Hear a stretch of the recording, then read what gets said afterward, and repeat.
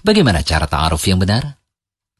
Ta'aruf secara bahasa berasal dari kata ta'arofa yata'arofu, yang artinya saling mengenal.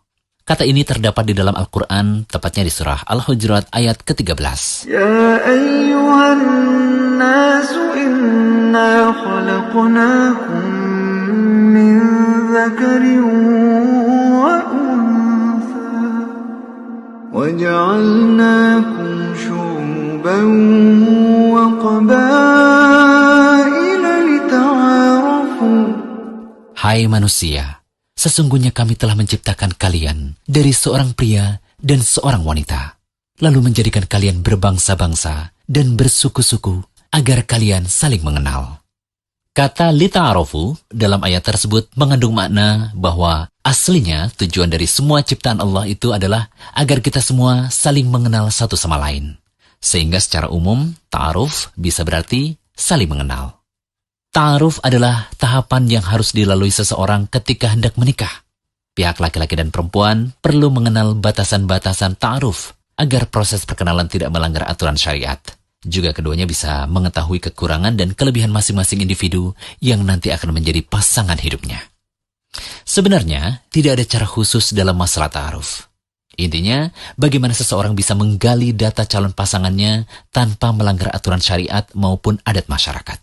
Hanya saja ada beberapa catatan yang perlu diperhatikan terkait ta'aruf. Apa saja? Yang pertama, sebelum terjadi akad nikah, kedua calon pasangan, baik laki-laki maupun wanita, statusnya adalah orang lain. Sama sekali tidak ada hubungan kemahroman. Sehingga berlaku aturan laki-laki dan wanita yang bukan mahram. Keduanya tidak diperkenankan untuk berduaan, saling bercengkrama, tebar pesona, apalagi sambil gombal-gombalan, baik secara langsung atau melalui media lainnya. Kedua, luruskan niat bahwa ta'aruf betul-betul karena ada iktikat baik, yaitu ingin menikah. Bukan karena ingin mengoleksi kenalan atau icip-icip dan semua gelagat yang tidak serius. Karena hal ini dapat membuat peluang untuk memberi harapan palsu kepada orang lain. Nah, tindakan seperti ini termasuk sikap mempermainkan orang lain dan bisa termasuk kedzaliman. Ketiga, ta'aruf bisa digunakan untuk menggali data pribadi. Hal ini bisa dilakukan dengan melalui tukar biodata. Masing-masing bisa saling menceritakan biografinya secara tertulis, sehingga tidak harus melakukan pertemuan untuk saling cerita.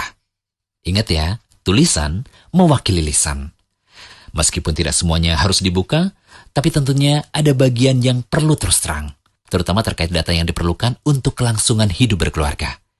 Dan ada juga yang tidak harus diketahui orang lain, seperti dosa masa lalu misalnya.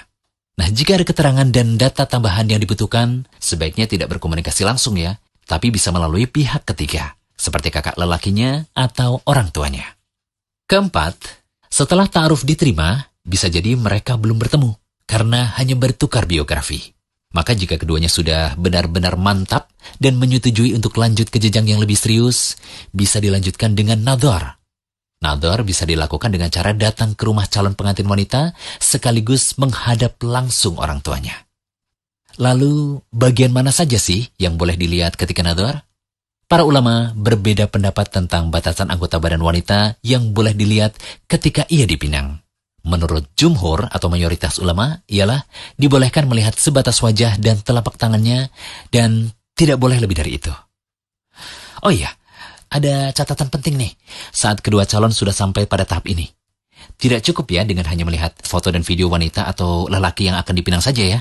Karena saat ini foto atau video bisa direkayasa, sehingga termasuk tindakan pemalsuan. Apalagi pakai filter untuk mempercantik wajah sesuai keinginan biar terlihat glowing. Nah, semoga catatan tentang ta'aruf yang kami bahas tadi bisa bermanfaat ya, terutama untuk kamu. Iya, kamu yang masih jomblo dan ingin segera menikah. Jangan lupa kunjungi rumaiso.com. Update setiap hari, insya Allah.